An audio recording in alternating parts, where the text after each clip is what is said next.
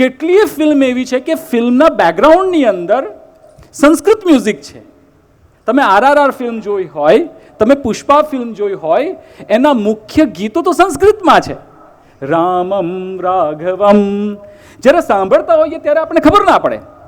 મને લાગે ત્યાં સુધી ટીવી સિરિયલની અંદર શક્તિની ઉપાસના હોય કે માતૃશક્તિની ઉપાસના હોય, માતૃવંદનાની ઉપાસના હોય, તો બેકગ્રાઉન્ડની અંદર યા દેવી સર્વભૂતેષુ, આ બધા કોમર્શિયલ ઉપયોગ જ છે એવું મને લાગે છે. પણ તે છતાં જો કોઈ મને પ્રશ્ન પૂછે કે એનો ઉપયોગ શું, તો પ્રશ્ન પૂછનાર વ્યક્તિ ઉપર મોટો પ્રશ્ન થાય. તમે શ્રીમદ ભગવદ્ ગીતા વિશે સાંભળ્યું છે કે તમારા પ્રશ્નો, દરેક પ્રશ્નનો જવાબ શ્રીમદ ભગવદ્ ગીતામાં મળે.